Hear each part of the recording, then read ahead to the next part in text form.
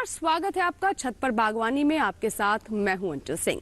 छत पर बागवानी कार्यक्रम में हम आपको बताते हैं कि कैसे आप अपने टेरेस गार्डन या किचन गार्डन को और बेहतर रूप दे सकते हैं और अच्छे परिणाम ले सकते हैं। तो इसी सिलसिले में आज हम बताएंगे कि कैसे हमारे अर्बन गार्डनर्स जो कि अपने किचन गार्डन या टेरेस गार्डन पर काफ़ी मेहनत करते हैं कि उन्हें ऑर्गेनिक वेजिटेबल्स मिल सकें, लेकिन कई बार निमेटोड्स की समस्या से उन्हें अपने सपने को साकार करने में काफ़ी कठिनाइयों का सामना करना पड़ता है। तो कैसे करें इसका उपचार, क्या कहना है विशेषज्ञ का, आइए जानते हैं आज के हमारे छत पर बागवानी में।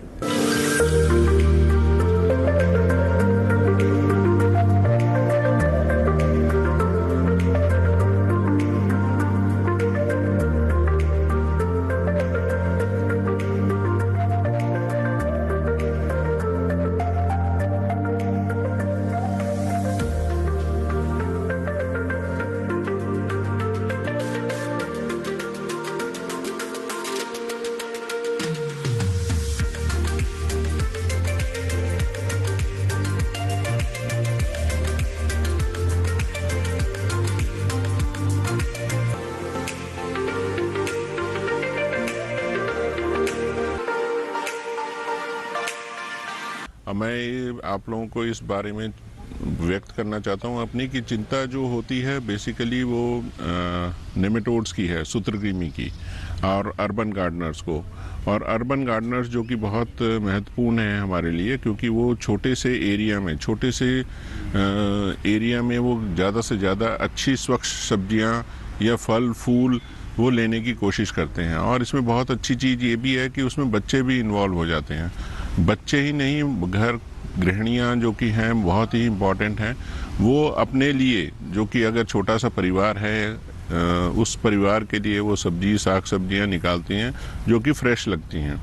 और इसमें ये भी ज़रूर है ख़ास बात कि उतने से कम एरिया में और ज़्यादा से ज़्यादा वो फसल उत्पादन ले सकती हैं, फल उत्पादन ले सकती हैं। वो उसी में अपना ध्यान आकर्षित कर सकते हैं। तो उसमें ये भी होता है कि हम जब भी देखते हैं कि जैसे रोग हैं, हमारे जो कीड़े हैं, कई बार आप लोगों ने देखा होगा कि कीड़े लग जाते हैं सब्जियों में या उसमें, तो उसमें एक है कि सूत्रकृमि से भी एक रोग उत्पन्न होता है। ये जो रोग है बहुत ही जटिल रोग है। हम कहते हैं कि ये बहुत ही सूक्ष्म रोग है, बहुत ही छोटा रोग है, लेकिन ये घाव बहुत तगड़ा करता है, घाव गंभीर करता है। और गंभीर मतलब कि ये छोटा सा जो जानवर है, छोटा सा जो जीव है, ये हम इसको सूक्ष्म जीव कहते हैं। सूक्ष्म जीव मतलब कि ये अदृश्य है, मतलब आपको दिखाई नहीं देगा। एक छोटी सी मुट्ठी में अगर आप मिट्टी उठा लेते हैं तो उसमें सैकड़ों की संख्या में वो सूत्रकृमि पाए जाएंगे, लेकिन वो आपको आँख से नहीं दिखाई देंगे। लेकिन यही समझने वाली बात है, जो चीज़ आँख से नहीं दिखाई देती है तो हम कैसे पता करेंगे कि आप कैसे उस तक जा सकते हैं, कि मतलब आप कंट्रोल कर सकते हैं, मैनेज कर सकते हैं, वो बहुत ज़्यादा महत्वपूर्ण होता है। तो आज इसीलिए मैं आपके समक्ष आया हूं, ताकि मैं आपको ये भी समस्या का निदान और किस तरीके से इससे बचाव किया जा सके वो दो तीन चीज़ें बहुत ज़रूरी हैं। कि सूत्रकृमि जो होता है, अगर वो छोटा जीव है, घाव गंभीर करता है, इससे 10 से 15% की तो हानि होनी है, ये तो आप मान के चलिए। लेकिन अगर ये ज़्यादा जटिल हो जाएगा और इसमें अगर नेमेटोड पॉपुलेशन बढ़ती चली जाएगी, मतलब जो उसकी जो संख्या है वो हर एक साल दुगनी चौगुनी बढ़ती चली जाती है, और इतनी अगर ये बढ़ जाती है तो आपको ये हो जाएगा कि सॉइल हैज़ बिकम सिक, मतलब सिक हो जाती है। इसका मतलब कि वो ज़्यादा आपका उत्पादन नहीं दे पाएगी। तो वो हो सकता है 50% भी आपका मुश्किल आ जाए, तो आप सब्जी ना ले पाओ, फल फूल ना ले पाओ। तो इसलिए आपको ये बताना ज़रूरी था। इसमें 2 तरीके के सूत्रकृमि होते हैं जो कि बहुत महत्वपूर्ण है आपको बताना। ये एक तो लाभदायक होते हैं, जो कि बहुत यूज़फुल नेमेटोड्स होते हैं, जो कि हम इसको कहते हैं ये गिडार को मारता है, कीड़ों को मारता है। आज हम इसकी बात नहीं करेंगे, क्योंकि ये हम दूसरी जगह उसका प्रयोग कर सकते हैं। जब हम बात करते हैं किसी जैसे कोई भी नेमेटोड जो कि हानि पहुंचा रहा है, तो दूसरा जो है प्रकार वो है हानिकारक सूत्रकृमि। जब हम बात करते हैं हानिकारक सूत्रकृमि की, उसमें कई प्रजातियां पाई जाती हैं, जैसे मेलेडोगाइन, जो कि हमारा रूट नॉट नेमेटोड कहा जाता है। रूट नॉट नेमेटोड मतलब जड़ गांठ सूत्रकृमि होता है ये।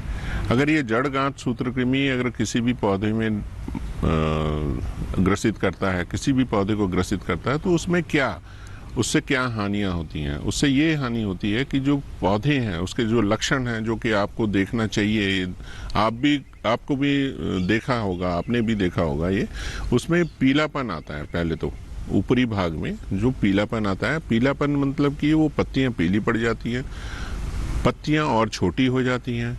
उससे क्या होगा कि जो आपकी संख्या है नेमेटोड की और बढ़ती चली जा रही है, तो उसके कारण क्या होगा कि आपके नेमेटोड के कारण वो पीली पत्तियां और झड़ने लगेंगी। इससे क्या होगा कि आपका जो बड है, जो फूल आना है, जो फल आना है, वो कम होता चला जाएगा। अगर वो कम हो गया तो क्या करेंगे?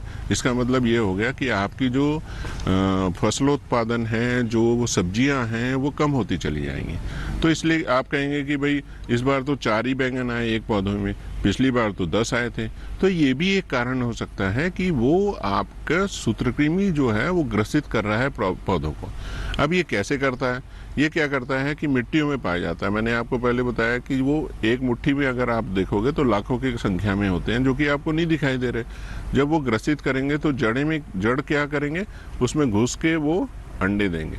एक मादा जो है वो करीबन 200 से 400 अंडे दे देती है। अगर वो 200 से 400 अंडे देगी तो इसका क्या मतलब है? इसका मतलब ये हुआ कि अगले बार फिर वो मल्टीप्लाई करके वो दुगना चौगुना होता चला जाएगा। इससे क्या होगा? आपकी सॉइल भी कमज़ोर हो जाएगी। आप कहोगे जी इसमें नाइट्रोजन डाल दें, यूरिया डाल दें। नहीं, ये कारण आप जानिए कि क्यों हो रहा है। ठीक है, तो इसमें ये हो गया कि नेमेटोड बढ़ गए, आपकी फसलोत्पादन कम हो गई, तो यील्ड कम हो गई।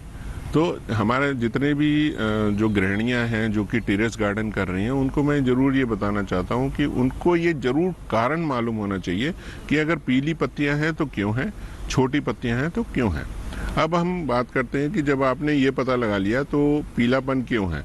अब पीलापन के लिए तो कई कारक हो सकते हैं, जैसे कि नाइट्रोजन हो सकता है। आप कहेंगे नाइट्रोजन का मैं कोई दूसरा वैज्ञानिक या कोई दूसरा आदमी आपको ये, जो आपका माली है जो देख रेख कर रहा है, वो भी आपको बता सकता है ये तो जी यूरिया दे दो ठीक हो जाएगा। हो तो जाएगा, लेकिन कारक जो है वो नेमेटोड है। अगर वो नेमेटोड है तो क्यों है, ये आपको जानना जरूरी है। तो इसलिए आप जरूर ये पहचान लीजिए। अब क्या है कि जब जो जड़ों में जो है आपके गांठें बन जाती हैं, हम आपको दिखाया जाएगा। आप क्योंकि वो जो गांठें बनती हैं वो हर एक सब्जियों में बनती हैं। जो टेरेस गार्डन में है वो जो भी सब्जी आप लेंगे, आज के मौसम में टमाटर ले रहे हैं आप, उसके बाद कॉलीफ्लावर, बैंगन, भिंडी, जितनी भी अगर आप सब्जियां ले रहे हैं तो उसमें सब में वो नेमेटोड जाएगा। अब जब नेमेटोड चला जाएगा तब तो गड़बड़ हो जाएगी सारी। तो इसलिए आपका से एक गुजारिश जरूर है, इस चीज़ का ध्यान जरूर रखें कि आपको ये मालूम होना चाहिए कि ये वो नेमेटोड के कारण है। और एक और चीज़ मैं बोलना चाहूँगा आपसे, गुजारिश ये है कि आपको लगता है कि अगर नेमेटोड की प्रॉब्लम हो सकती है या है, तो आप हमारे यहाँ हमारी लैब में अपनी मिट्टी की जाँच करा सकते हैं और ये भी कह सकते हैं कि सर ये मिट्टी आप जांच करके बता दीजिए इसमें नेमेटोड है कि नहीं है। तो इसलिए आप ये भी सबसे पहला काम कर सकते हैं।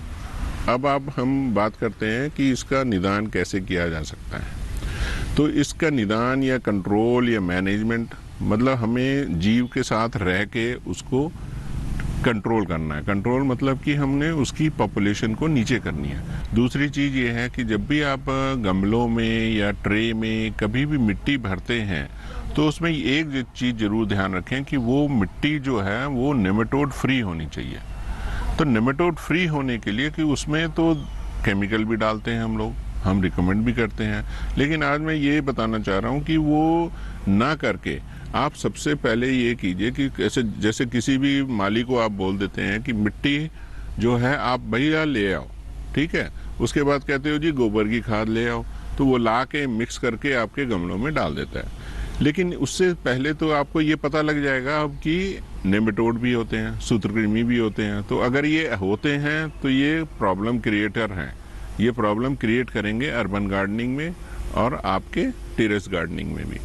अगर ये प्रॉब्लम क्रिएटर हैं तो उसका निदान कैसे किया जा सकता है, किस तरीके से उस मिट्टी की जांच करवाई जाएगी, वो तो ठीक है, एक चीज़ हो गई। अगर वो रिपोर्ट आ गई कि भैया हाँ इसमें नेमेटोड है, तो आप ये काम कीजिए कि आधा ले लीजिए, मिट्टी ले लीजिए आधी, और उसके बाद आप जो खाद ले रहे हैं, FYM ले रहे हो या कोई भी है, अगर आपको नीम की खली या नीम की निम्बोली ये जो भी मिलती है, नीम की खली बेस्ट ऑप्शन है, उसमें आप नीम की खली लेके मिक्स करके वो भी आप मिट्टी में डाल सकते हो। दूसरा ये है कि जब सर्दियों का मौसम है आजकल, चलो गर्मी मतलब आपके सूर्य की जो तपन है वो कम है, लेकिन अगर यही चीज़ आपके गर्मियों का टाइम होगा तो उसमें क्या होगा, उसमें ये होगा कि सूर्य की तपन ज़्यादा रहती है, तो उसमें मिट्टी को फैला दीजिए।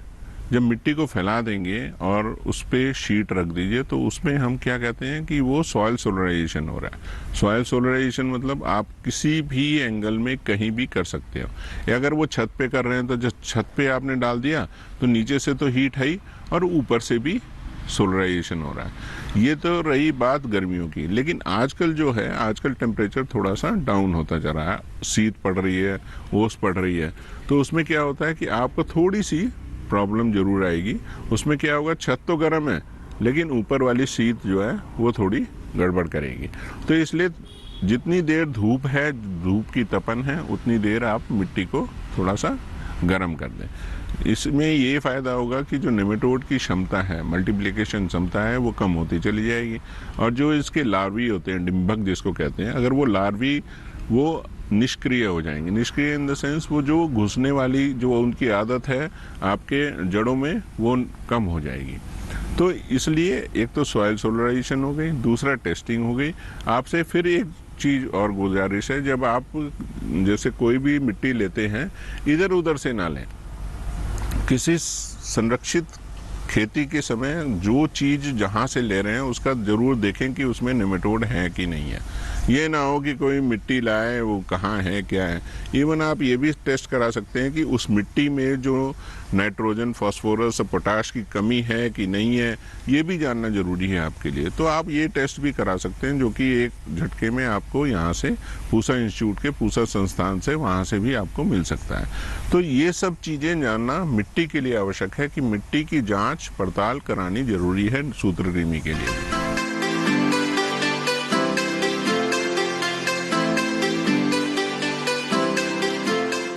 इसी के साथ ही छत पर बागवानी में यहाँ वक्त हुआ एक छोटे से ब्रेक का। कहीं मत जाएगा, ब्रेक के बाद भी छत पर बागवानी जारी रहेगा। बने रहे हमारे साथ, छोटा सा ब्रेक।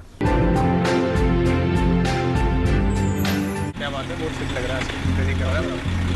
3 महीने में पैसे डबल, वाह। फास्ट और हाई रिटर्न्स भी। क्या स्कीम है? कल तो नहीं थी यहाँ, और कल होगा भी नहीं।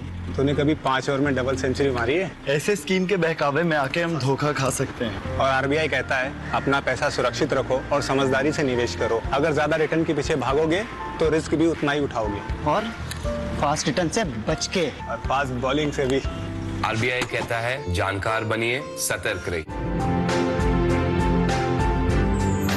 ब्रेक के बाद एक बार फिर आपका स्वागत है। आप देख रहे हैं हमारा खास कार्यक्रम छत पर बागवानी, जिसमें आज हम आपको बता रहे हैं कि हमारे अर्बन गार्डनर्स जो कि किचन गार्डन या फिर टेरेस गार्डन के माध्यम से ऑर्गेनिक सब्जियां प्राप्त करने की कोशिश करते हैं, वो कैसे निमेटोड की समस्या का समाधान ढूंढ सकते हैं। इस संबंध में क्या जानकारी दे रहे हैं हमारे विशेषज्ञ डॉक्टर पंकज सिंह, आइए जानते हैं।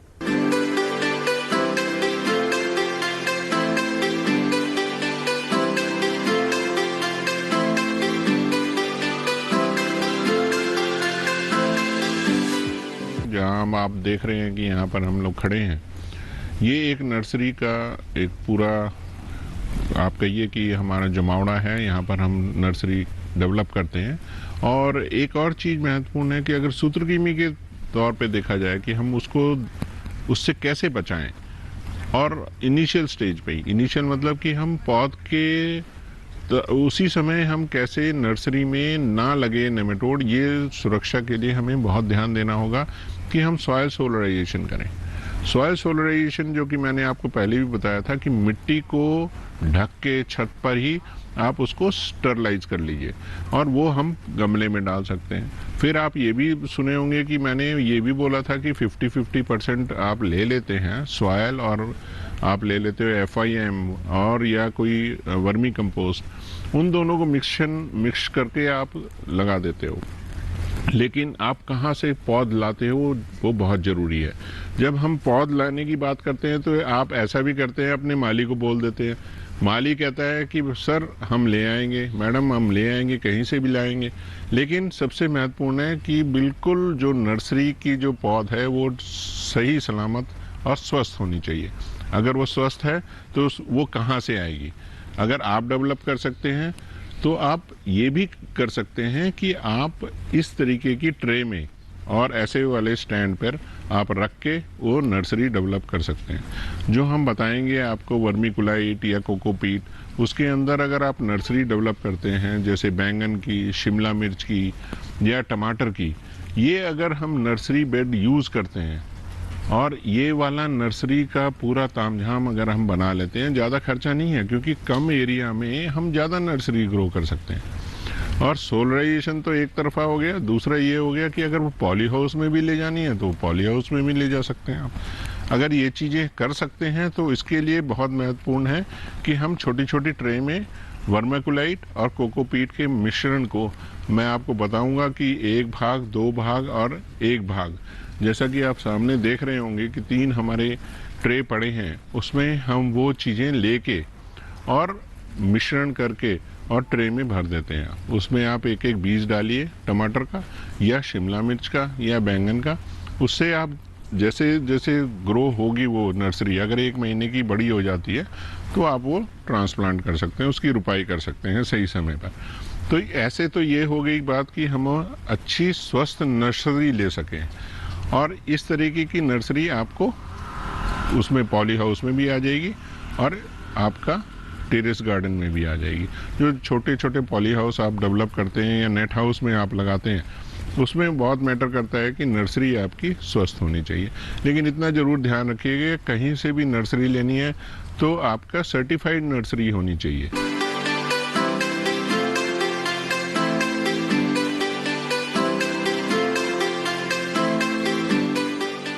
जब हम बात करते हैं सूत्रकृमि की रोकथाम की, सूत्रकृमि के प्रबंधन की, टेरेस गार्डन में सबसे ज़रूरी महत्वपूर्ण है, अगर एक बार इन्फेस्टेशन आ गया, अगर सूत्रकृमि लग गया तो और क्या उपाय किए जा सकते हैं।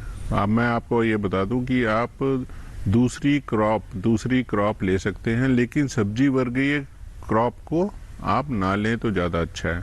जैसे कि अगर आप भिंडी उगा रहे हैं, अब ये सोचिए कि टमाटर लगा देते हैं इसकी जगह, तो सूत्रकृमि का रोकथाम नहीं हो पाएगी।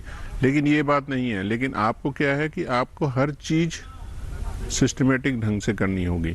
इसका मतलब कि सब्जी वर्गीय में आप दूसरी चीज़ें, दूसरे जैसे आप कोल क्रॉप ले सकते हैं। कोल क्रॉप मतलब कि आपकी गोभी वर्गीय जितनी भी सब्जियां हैं, टमाटर के अगेंस्ट में आप वो सब्जियां भी ले सकते हैं। अगर वो नहीं ले सकते तो आप ये ध्यान रखिए कि उस चीज़ को कंट्रोल करने के लिए आपको सबसे महत्वपूर्ण है, आप सबसे जो जैसे गेंदा है, अफ्रीकन मैरीगोल्ड कहते हैं, वो आप उगा सकते हैं किसी भी पॉट में।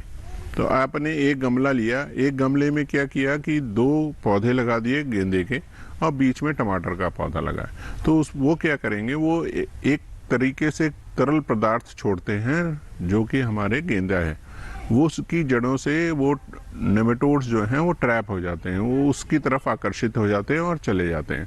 उससे क्या हुआ कि वो एक तरीके से नेमेटोड को एक तरफ करके और आपको टमाटर को बचा सकता है। दूसरा ये है कि आप दूसरे जैसे नीम की खली भी डाल सकते हैं उसमें, ऐसी कोई दिक्कत नहीं आएगी। लेकिन नीम का पौधा मत उगाएं उसमें, ये ज़रूर ध्यान दीजिए।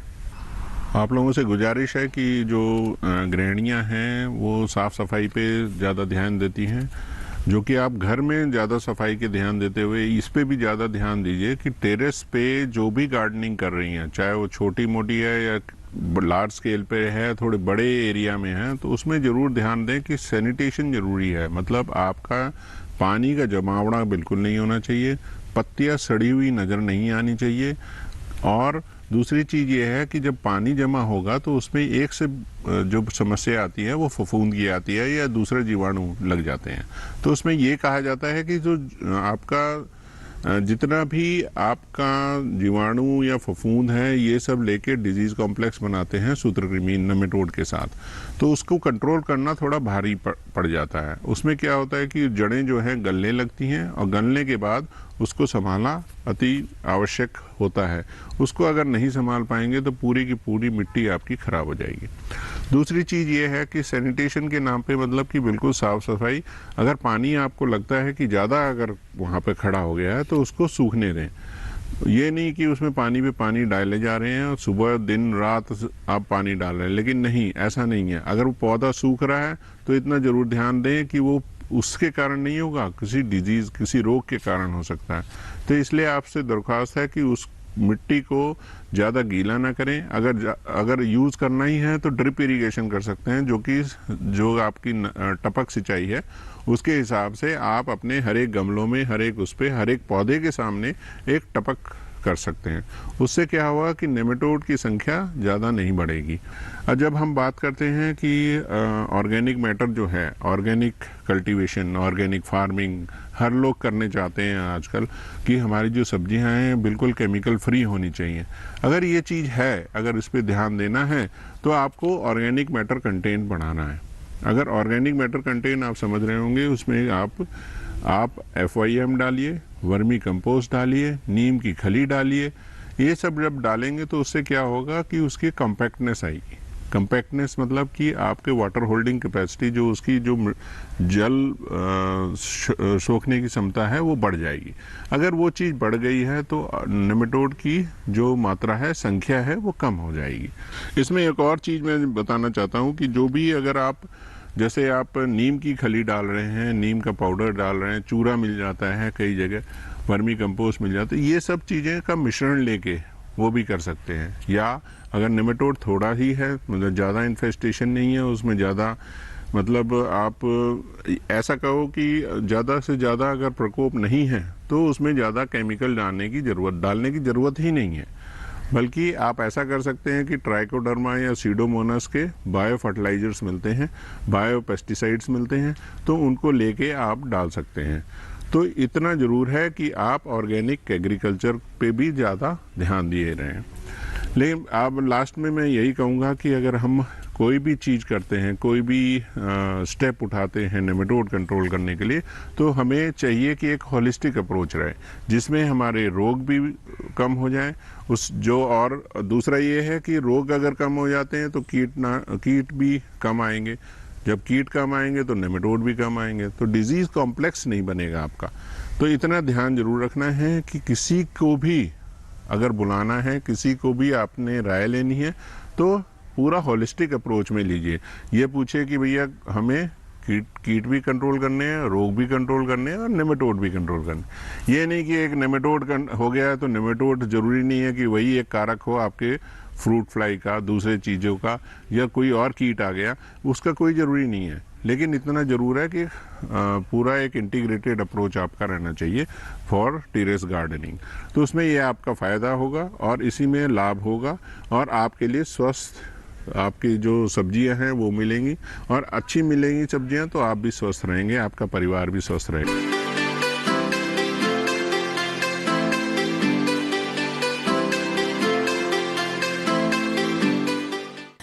हमारे एक्सपर्ट से जाना कि कैसे बहुत ही आसान और जैविक तरीकों का इस्तेमाल कर आप निमेटोड्स की समस्या का समाधान ढूंढ सकते हैं। आशा करते हैं कि आज के कार्यक्रम में जानकारियां हमने आप तक पहुंचाई हैं, इससे जरूर हमारे अर्बन गार्डनर्स को लाभ मिलेगा। इसी के साथ ही छत पर बागवानी की पूरी टीम को दीजिए इजाजत। नए एपिसोड में कुछ और फैक्ट्स के साथ होगी आपसे मुलाकात। तब तक आप बने रहे दूरदर्शन किसान के साथ। नमस्कार।